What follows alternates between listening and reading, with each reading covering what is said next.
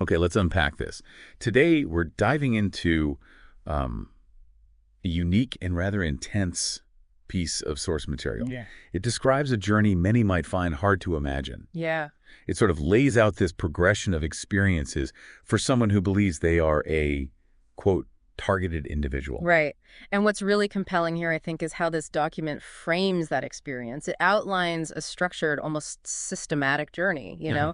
for individuals facing what it calls electronic harassment and gang stalking. It's a very specific narrative it's putting forward. Absolutely. So our mission really for this deep dive is to explore these distinct phases just as they're laid out in your source material. Mhm. We're aiming to understand the specific story being told here and what it implies, in its own context. It's about offering you a kind of direct shortcut to grasping its complex framework. Mhm. And just to be clear, when this source mentions electronic harassment, it's talking about, well, technology used for unwanted influence. And gang stalking, as presented here, is described as this coordinated, covert harassment by like multiple people or groups. We're really just analyzing this source's specific take on these claims. Which raises a really important question for us, doesn't it? How does our understanding change when we're faced with phenomena that, well, challenge the usual explanations? Yeah. So we're here to impartially break down the descriptions and stages from this particular material, just focusing on the insights it offers into this viewpoint, without necessarily endorsing the claims, but just understanding what it actually says. Right. And you'll discover why this source insists that understanding its framework is crucial, even if you're not what it terms a victim. And you'll hear how it describes a system apparently designed to inflict what it calls massive damage. Massive damage is strong phrasing. It is. So the source starts its narrative by describing what it calls the non-victim phase. Most people, it seems to suggest, start here, just, living their normal lives, completely unaware that, as it puts it, this sort of thing exists, referring to that electronic harassment and gang stalking. Exactly. And the material stresses that it's vital to be informed about this, even if it's not happening to you personally, because it's framed as a system built to, and this is a direct quote, prevent the massive damage that can happen. Prevented by understanding it, presumably. That seems to be the implication, yeah. It's described as specifically designed to, quote, take out all your finances, make you dry and empty, and have no money, have no way of supporting yourself, which really suggests a deliberate kind of strategic financial attack. That's a really powerful and, frankly, disturbing claim from the source. I mean, implying a systematic stripping away of someone's independence like that. It is. And it also describes something else, a common trick. It says perpetrators play, trying to get the victim to move, constantly shifting apartments, even changing states or provinces. That, coupled with the financial drain, it sounds incredibly destabilizing. Yeah, really unsettling. And a particularly striking bit in this material is its take on seeking help. It claims that when you try to get medical assistance, it's, quote, probably just going to be a misdiagnosis. Oh, wow. Yeah, leading you to spend a lot of money for nothing. Doctors, it says, might tell you there's no problem or just give a wrong diagnosis. The whole situation, as it's described, is very unfair because, again, quoting, you only gain experience by going through the thing. So experience is the only teacher, Yeah. according to this source. That's the strong suggestion. It says only once you get in the hole and you find there's actually no way out, do things start to make sense. And what's crucial here, it highlights that a lot of the damage is completely irreversible. Irreversible. Yeah. Once you've lost your job, money, friends. It says it's nearly impossible to get all of those things back. The perpetrators, according to the source, control the pace. First, they cut off friends and support systems, isolating you. Then they move you to the next phase only when you basically can't get any outside support. Okay, so this state of blissful ignorance, as the source calls it, doesn't last. It soon leads, according to this material, into what it labels the first active level, the newbie. Right, the newbie. This is someone who's just, quote, signed up to this gang stalking program as a victim, but they're completely unaware. Because, again, the perpetrators are controlling the pace. They're not playing all their cards immediately. It's fascinating how the source describes this initial unawareness as a deliberate tactic, like giving the perpetrators a head start. Indeed. And the document goes on to detail a significant period of what it calls pre-study, where, as it describes it, perpetrators meticulously watch a victim's actions, their routines. You're just living life normally, but they're supposedly checking you out, and you're totally unaware. Surveillance before action. Exactly. The worst case for a newbie, the source says, is running around for years without knowing what's going on, or even worse, believing misinformation that says this doesn't exist, or maybe the technology isn't there yet. What's insightful here is how the source really emphasizes this long period of undetected watching before anything active seems to happen. Okay.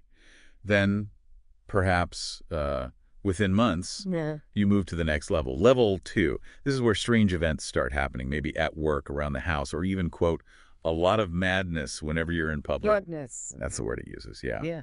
It says it's hard to put a name to it initially. You know something's weird, but you can't quite categorize it. So the subtle stuff becomes, well, overtly unsettling here. Right. And at this stage, level 2, the source really hammers home the urgency for someone to get the knowledge quicker. The big focus is on avoiding financial loss. Specifically, avoiding cash, avoiding losing as much money as possible. Back to the money. Back to the money.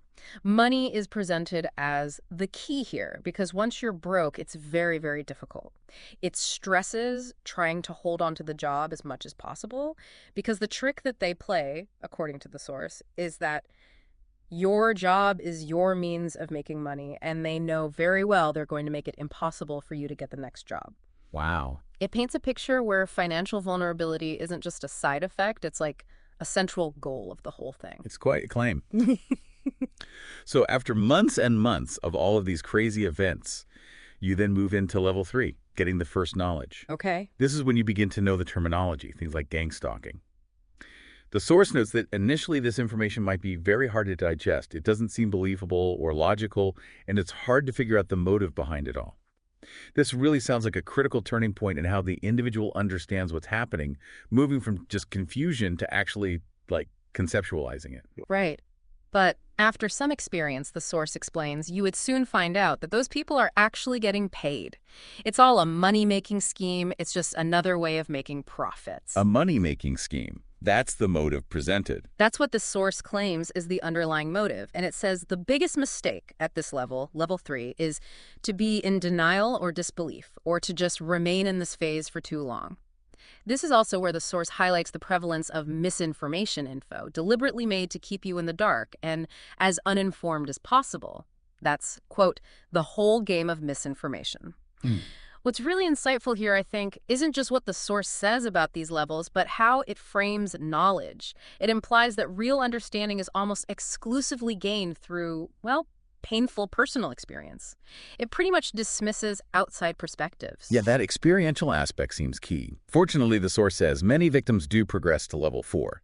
This happens after so many experiences that it becomes, quote, very difficult to still lie to the guy and say, look, you're crazy or whatever. Okay, so denial becomes impossible. Seems like it. This is the stage of understanding of the full picture.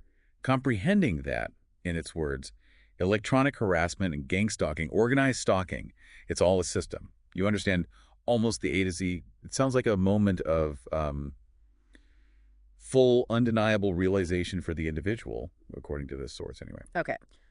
However, even at this level, level 4, some apparently still believe that the situation can be reversed, or that they can somehow lead a normal life.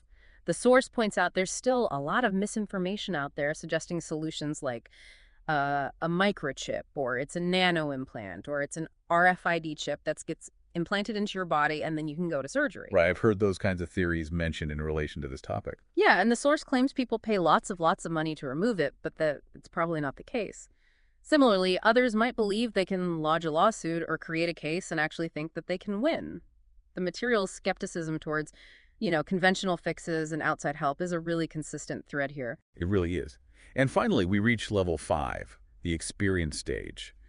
This typically happens after many years or many months of seeing the routine and suffering. Many years. Yeah. Yeah. The source even mentions something quite dark, that some normal, good-hearted people victims are sort of tempted to become perpetrators, often offered better deals to join the other side, though life is still described as very unpleasant even then.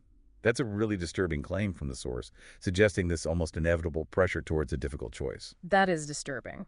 So, as a level 5 individual, someone very experienced, the source posits that the goal should be to make it quicker for the next victim to know what's going on. Help the next person, basically.